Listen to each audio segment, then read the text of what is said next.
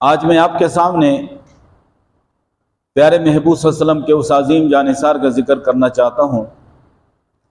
جنہیں حضرت عثمان ابن عفان کہا جاتا ہے۔ اور ویسے بھی پیارے محبوب صلی اللہ علیہ وسلم کے جس صحابی کا ذکر کیا جاتا ہے تو اس کی شخصیت میں غالب جو پہلو ہوتا ہے وہ نمایاں ہو جاتا ہے۔ مثلا حضرت ابو بکر صدیق رضی اللہ تعالی عنہ کا جب ذکر ہوگا تو ان کی مبارک شخصیت کا جو غالب اور نمایاں پہلو ہے وہ شرافت ہے اور صداقت ہے، وہ واضح ہو جاتا ہے۔ اور قرآن کریم میں خصوصیت کے ساتھ جن کے لیے فرمایا کہ اذ یقول لصاحبہ لا تحزن،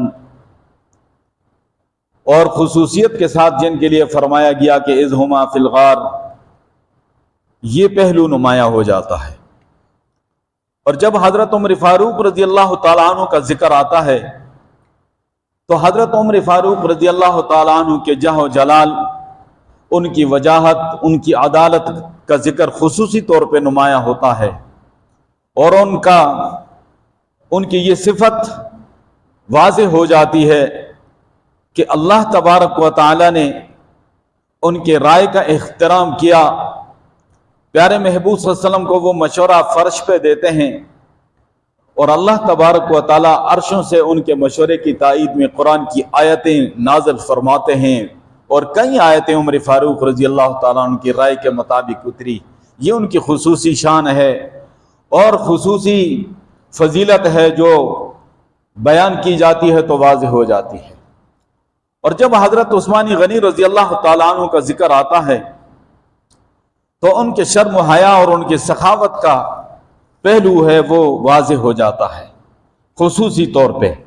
اور پیارے محبوب صلی اللہ علیہ وسلم کی دو شہزادیاں یکے بعد دیگر ہے جن کے نکاح میں آئی تاریخ انسانی میں، یہ واحد ہستی ہیں، تو یہ بھی ان کا پہلو فضیلت والا نمایاں ہو جاتا ہے۔ جب حضرت علی المرتضیٰ رضی اللہ تعالیٰ عنہ کا ذکر کیا جاتا ہے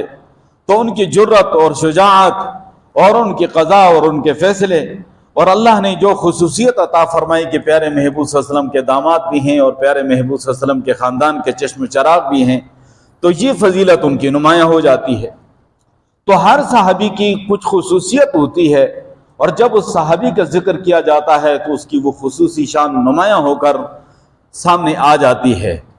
تو اس لیے کسی نے خاص طور پہ خلفائے راشدین کے حوالے سے بڑے اچھے الفاظ کہے، اور گویا کہ اس کا پورا خلاصہ ہے جو بات میں عرض کر رہا تھا ان اشعار کے اندر۔ صدیق عکس حسن جمال محمد اسدا، صدیق عکس حسن جمال محمد اسدا، فاروق ذل جاہ و جلال محمد اسدا،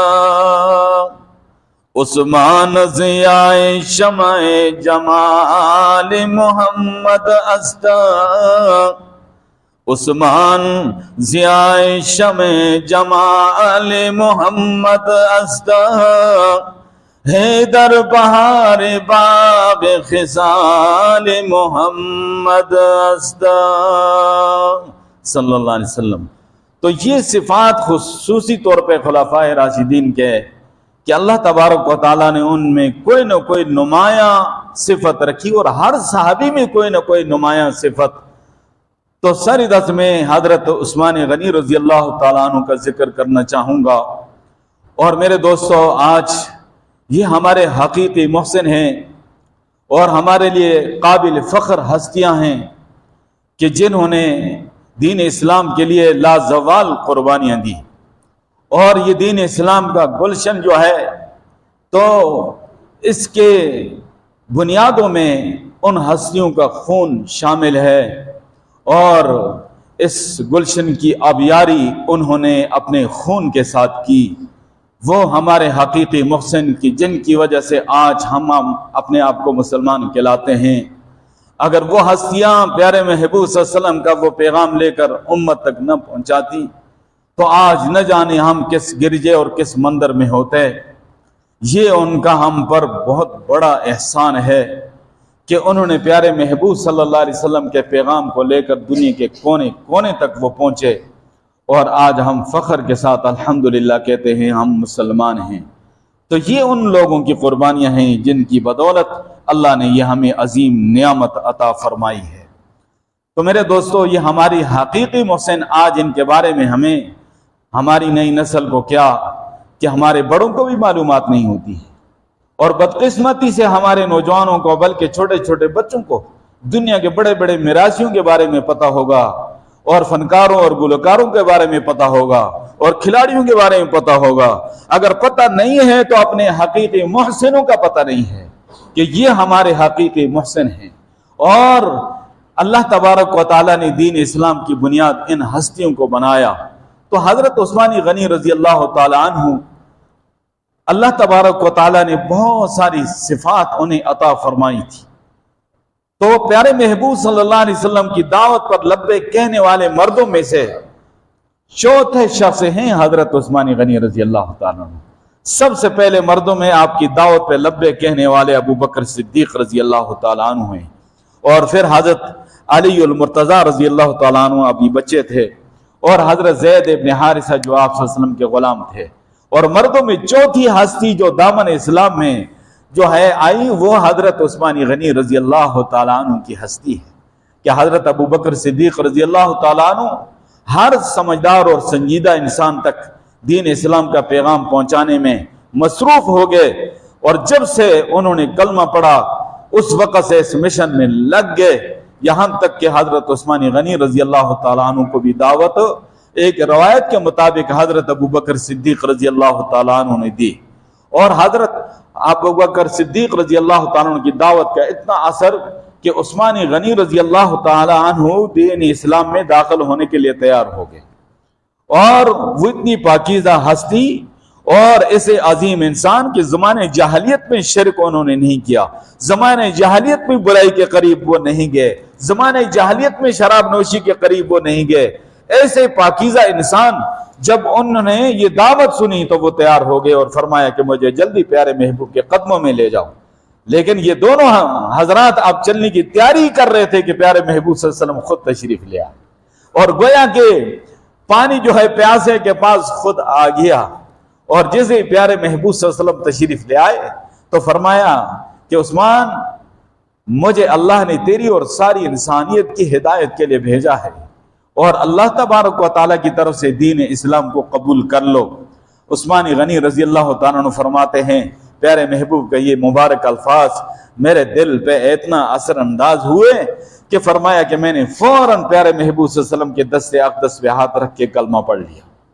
تو آپ صلی اللہ علیہ وسلم کے مبارک الفاظ میں اللہ نے وہ تاثیر رکھی کہ پتھر دل انسان بھی جو ہے وہ موم ہو جاتا تھا، اس کا دل پگھل جاتا تھا۔ تو عثمان کا دل تو پہلے سے پانی سے زیادہ باریک ہے اور ریشم سے زیادہ نرم و نازک ہے، وہ کیسے متاثر نہ ہوتے۔ اور جب مسلمان ہو گئے تو یہ مکے کا شہزادہ، اس کا لقب غنی تھا، غنی، اور مکے کے لاڈوں میں ان کا شمار ہوتا تھا، لیکن ان کو بھی ستایا گیا، اور ان کے اپنے چچا حکم ان کا نام تھا، تو وہ ان کو جناب علی کبھی درختوں کے ساتھ باندھ دیتا، کبھی چٹائیوں میں لپیٹ لپیٹ کر دھواں دیتا اور تشدد کرتا۔ لیکن فرمایا کہ مجھے معرفت حق حاصل ہو چکی ہے، اب یہ دامن پیارے محبوب کا مجھ سے نہیں چھوٹے گا۔ اور اتنے ستایا، میں سوچتا ہوں کہ یہ تو مکے کے شہزادے تھے، مکے کے غنی تھے، لینڈ لارڈ تھے، ان کو ستایا گیا۔ جو مکے کے غریب لوگ تھے، غلام تھے اور پردیسی اور مہاجر تھے، ان پہ کتنا ظلم ہوا ہوگا اور ان کو کتنا ستایا گیا ہوگا، جب یہ شہزادہ ان کے ظلم و ستم سے نہ محفوظ رہ سکا۔ یہاں تک کہ آپ صلی اللہ علیہ وسلم کی بیٹی، آپ کی صاحبزادی، آپ کی شہزادی حضرت رقیہ رضی اللہ تعالی عنہ آپ کی نکاح میں تھی، اور آپ صلی اللہ علیہ وسلم سے اجازت لے کر آپ نے حبشہ کی طرف ہجرت جو ہے فرمائی، اور آپ صلی اللہ علیہ وسلم نے اجازت دے دی، اور کچھ اور لوگ بھی چلے گئے اور مشرکین کے ظلم و ستم سے تنگ آ کر پریشان ہو کر چلے گئے۔ میں سوچتا ہوں کہ حضرت ابراہیم علیہ السلام کے بعد یہ پہلا جوڑا تھا میاں بیوی کا جو اسلام کی خاطر جنہوں نے ہجرت کی تھی اور حبشے کی طرف ہی چلے گئے۔ کچھ عرصے کے بعد ایک افواہ پھیلی کہ مشرکین مکہ کے فلاں فلاں بڑے بڑے لوگ مسلمان ہو گئے، اور یہ بہت خوشی ہے کہ چلو اب امن ہو جائے گا، لیکن وہ جھوٹی افواہ تھی۔ آپ تشریف لے آئے، کچھ اور لوگ بھی آ گئے واپس، لیکن کچھ لوگ واپس چلے گئے، وہ جھوٹی افواہ تھی، اور حضرت عثمان غنی رضی اللہ تعالیٰ عنہ واپس تشریف نہیں لے گئے، یہاں تک کہ مدینہ طیبہ کی طرف ہجرت کا حکم آ گیا۔ تو پھر انہوں نے مدینہ طیبہ کی طرف ہجرت فرمائی پیارے محبوب صلی اللہ علیہ وسلم کے ساتھ۔ اور آپ کو معلوم ہونا چاہیے کہ یہ ہجرت بہت مشکلوں والی ہجرت تھی، اور یہ اختیاری نہیں تھی، یہ اضطراری تھی، یہ جبری تھی، اور یہ مشکل حالات کی وجہ سے آپ صلی اللہ علیہ وسلم نے بھی ہجرت فرمائی تھی، اور آپ کے جانثاروں نے، آپ کے صحابہ اکرام نے بھی ہجرت فرمائی تھی۔ اور آپ نے بعض کے تو تن بدن پہ اگلوں نے کپڑے بھی نہیں چھوڑے تھے، باقی جو مال و دولت ہے اور جائیداد ہے اور دیگر چیزیں ہیں وہ تو چھوڑے، ایسے تھے کہ ان کے بدن سے کپڑے اتار دیے تھے مشرکین نے۔ تو حضرت ذوالبجادین رضی اللہ تعالیٰ عنہ کا مشہور واقعہ آتا ہے نا کہ 2 چادروں والا، تو ان کو ننگا کر دیا مشرکین مکہ نے۔ تو وہ اپنی والدہ کے پاس آئے تو انہوں نے اپنی چادر کے 2 ٹکڑے کیے، اور ایک ٹکڑے سے ان کا تہبند بنایا اور ایک ٹکڑا ان کے کندھے پہ ڈال دیا۔ اس سے ان کا لقب مشہور ہوا حضرت ذوالبجادین رضی اللہ تعالیٰ عنہ، 2 چادروں والے۔ تو ایسے حالات میں ہجرت کر کے گئے یہ لٹے پٹے پریشان حال لوگ،